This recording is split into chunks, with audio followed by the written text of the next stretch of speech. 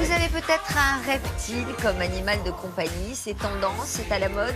Oui, un reptile, un batracien, voire même un invertébré. Vous savez qu'il y a des arthropodes qu'on a parfois chez soi dans des terrariums. Eh bien, là, aujourd'hui, je vous propose un thème particulier, c'est de faire en sorte que les terrariums de nos petits animaux soient jolis, soient beaux. Et pour ça, on utilise un terme anglo-saxon qui s'appelle terrascaping, comme landscape, le paysage. Eh bien là, je vous propose de devenir des décorateurs d'intérieur pour vos terrariums. Regardez ce sujet avec Quentin, un passionné de terrariophilie. En France, ils sont présents dans plus de 600 000 foyers. Serpents, lézards ou encore caméléons, ils séduisent un public toujours plus large, à tel point qu'une nouvelle discipline a fait son apparition, le terrascaping. Le terrascaping est un terme anglophone qui signifie reconstituer dans un terrarium ou un vivarium destiné à abriter des reptiles ou des amphibiens un écosystème le plus naturel possible avec des éléments naturels, des branches, des plantes. Par opposition aux terrariums classiques et stériles, composés d'éléments artificiels, le terrascaping s'adresse aux initiés qui ont la main verte car il faut réussir à faire vivre ensemble des plantes, du bois, de l'eau et bien sûr des animaux. Cette nouvelle façon de concevoir les terrariums est aujourd'hui l'objet de compétitions entre passionnés, à l'image de Quentin. Nous l'avons rencontré avec son coach en terrascaping à quelques jours du tout premier concours français dédié à la discipline. Déjà, je suis passionné par les animaux et la nature depuis tout petit. Donc du coup, je m'étais dit que c'était vraiment super de pouvoir allier les deux. J'ai découvert qu'on pouvait avoir des animaux exotiques chez soi. Du coup, j'ai commencé par des petites espèces, genre des tritons ou des grenouilles. Et je me suis amélioré en prenant par exemple un python et faire de beaux terrariums, se rapprochant le plus possible de la nature. Un terrarium de terrascaping, on peut le recommander pour les débutants, avec d'abord un petit lit de substrat, une pierre. Fonce là dans le sauté-coque. Une petite branche et des petites pousses de mousse. Donc ça peut être très très simple. Tac.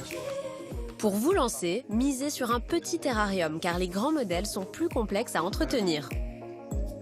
Plus on va s'améliorer, plus on va rajouter d'autres éléments de décor, comme par exemple un petit ruisseau qui passe. Mais ce qui est super important, c'est qu'il faut que ce soit adapté à l'animal. Par exemple, pour un petit crabe, ça va être intéressant d'avoir un lit de gravier avec une zone d'eau, une roche pour qu'il puisse s'agripper dessus. Mais si on veut faire du terrascaping pour un gros python, ça va être différent. Il va falloir des grosses plantes et des énormes racines pour qu'il puisse se poser dessus. Mais attention, les serpents, les iguanes ou encore les caméléons sont des espèces plus difficiles à faire vivre dans un terrarium planté. Le terrascaping ne se prête pas forcément à toutes les espèces. Les amphibiens comme les grenouilles, les invertébrés comme les crabes ou les menthes religieuses sont les meilleurs candidats possibles pour recréer une mini-jungle chez soi. Une mini-jungle 100% naturelle, également idéale pour cette araignée exotique, la David Bowie. Pour nous, visuellement, c'est vraiment super beau. Et pour l'animal, ça lui offre une plus grande diversité d'exploration. Un invertébré. C'est quoi la David Bowie? Bah oui, vous avez vu, la David Bowie, c'est cette araignée surprenante, un arthropode avec des Pourquoi on pattes l'appelle velues, David un Bowie corps velu.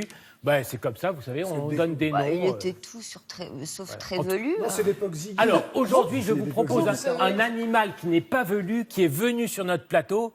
C'est un gastrophilus. Regardez ce lézard. Alors, les lézards ne sont pas velus, puisqu'évidemment, ce sont des reptiles. Ah oui. Donc, ils n'ont pas de poils.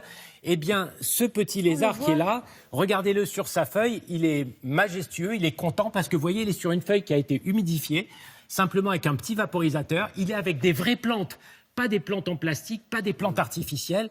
Et grâce à ça, on crée un véritable petit biotope Est-ce qu'il pour son change de animal. couleur en fonction de son environnement ou pas? Alors non, ce n'est pas un caméléon, c'est un lézard. Donc il reste de cette couleur bleue un peu turquoise. C'est beau, cette couleur, c'est Et magnifique. il est vraiment très très beau. Alors vous savez, Il vient d'où? alors celui-là vient du Kenya, mais en fait, il est originaire du Kenya, mais celui-là a été importé de République tchèque. Vous savez qu'on n'a pas le droit de prélever dans la nature ces animaux, ils sont protégés. Il peut vivre et c'est non, pour ça il qu'ils n'est pas sont... allé du Kenya en République tchèque. En fait, On ne le trouve pas en République tchèque. Si, à titre d'élevage. Ah C'est-à-dire oui. qu'il est élevé là-bas D'accord. et ils peuvent très bien vivre en captivité chez nous. Et ça Alors, devient très gros? non, Genre ça reste. Là, il est adulte. Ouais. Il est adulte, il va vivre plusieurs années comme ça. Alors, ce qui est autrefois, Très ce qui beau. était le cas, c'est qu'autrefois, les enfants avaient des terrariums dans leur chambre. Et maintenant, avec des terrariums aussi bien plantés, aussi jolis, on peut les avoir dans le séjour au même titre qu'un très bel aquarium bien décoré. Alors, ce qui est important de savoir, c'est que les plantes qui sont là dans ce terrarium, elles peuvent être achetées dans n'importe quelle jardinerie. Il suffit d'avoir un peu de talent, vous voyez, comme Karim Dawes qui nous l'a fait, avec des assortiments de couleurs. On prend du rouge, du vert, des mousses, Il faut pas des mettre petites n'importe plantes. quoi comme plante. Faut On ne met mettre pas une- n'importe quelle Ah oui. plante, Ah oui. on se renseigne, mais il faut des plantes qui tiennent l'humidité, c'est très important parce qu'en fait, on reproduit des climats tropicaux, donc l'humidité et la chaleur.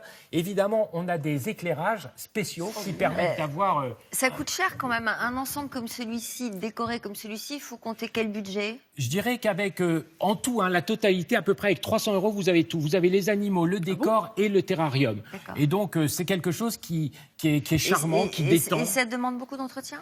Alors, de l'entretien régulier pour éliminer les végétaux morts, parce que c'est un biotope qui vit, donc forcément qui produit aussi des déchets. Mais si on l'entretient bien, c'est quelque chose qui est vraiment très, très agréable pour décorer une maison et avoir de la vraie vie chez soi. Super.